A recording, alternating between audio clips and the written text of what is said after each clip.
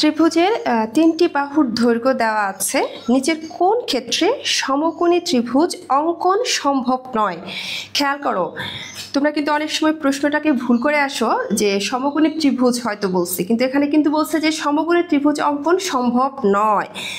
তাইলে আমাদের আগে বুঝতে হবে যে সমকোণী ত্রিভুজ অঙ্কন সম্ভব কোন ক্ষেত্রে। আমরা কি জানি, পিথাগোরাসের একটা উপপাদ্য আমরা জানি যে লম্ব স্কয়ার প্লাস ভূমি স্কয়ার ইকাল টু হচ্ছে কি অতিভুজ স্কয়ার। তার মানে লম্ব আর ভূমিকে স্কয়ার করার পর যে মানটা আসবে আর অতিভুজকে স্কয়ার করলে যে মানটা আসবে, সেই মান দুইটা যখন সমান হবে তখন কিন্তু আমাদের সমকোণী ত্রিভুজ আমরা আঁকতে পারবো।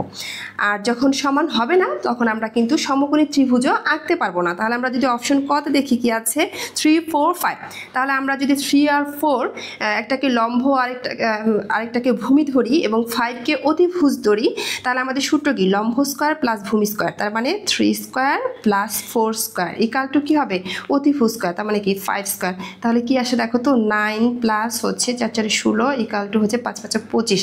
তার মানে 9 আর 16 হচ্ছে 25 ইকাল টু হচ্ছে 25। তার মানে আমরা কি দেখতে পাচ্ছি যে এই ক্ষেত্রে কিন্তু লম্ব স্কয়ার প্লাস ভূমি স্কয়ারের যে রেজাল্ট আর অতিভুজ স্কয়ারের যে রেজাল্ট দুইটাই কিন্তু সেম। তার মানে হচ্ছে এই ক্ষেত্রে আমাদের ত্রিভুজ অঙ্কন সম্ভব। তাহলে এটা কিন্তু আমাদের অ্যান্সার হবে না, কারণ আমাদের বলা হয়েছে ত্রিভুজ অঙ্কন সম্ভব নয়। এবার আমরা যদি খতে খেয়াল করি একইভাবে লম্ব স্কয়ার প্লাস ভূমি স্কয়ার ইকাল টু অতিভুজ স্কয়ার, তার মানে 6 স্কয়ার প্লাস 8 স্কয়ার আর অতিভুজ স্কয়ার মানে কি 10 স্কয়ার। এই দুইটা হচ্ছে 36 প্লাস 64 ইকাল টু হচ্ছে 100। এখন এই দুইটাকে যোগ করলেও কিন্তু 100ই আসে। তার মানে এই ক্ষেত্রেও আমাদের হচ্ছে ত্রিভুজ অঙ্কন সম্ভব। তাহলে এটাও আমাদের হচ্ছে না। এবার গতে যদি আমরা খেয়াল করি লম্ব স্কয়ার প্লাস ভূমি স্কয়ার, তার মানে 5 square plus 7 square equal to অতিভুজ স্কয়ার হচ্ছে 9 স্কয়ার। তার মানে হচ্ছে 5 5 25 প্লাস হচ্ছে 7 7 49 ইকাল টু হচ্ছে 9 9 81।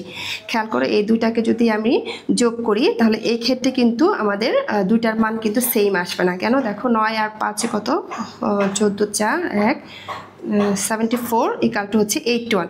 তার মানে দেখো এই ক্ষেত্রে হচ্ছে লম্ব আর ভূমি আর লম্ব স্কয়ার প্লাস ভূমি স্কয়ার করলে যে মানটা আসছে আর অতিভুজকে স্কয়ার করলে যে মানটা আসছে সেই দুইটা কিন্তু আমাদের হচ্ছে সেম আসে নাই। তার মানে এই ক্ষেত্রে আমাদের ত্রিভুজ অঙ্কন সম্ভব নয়। তাহলে আমাদের অ্যান্সার হচ্ছে গ।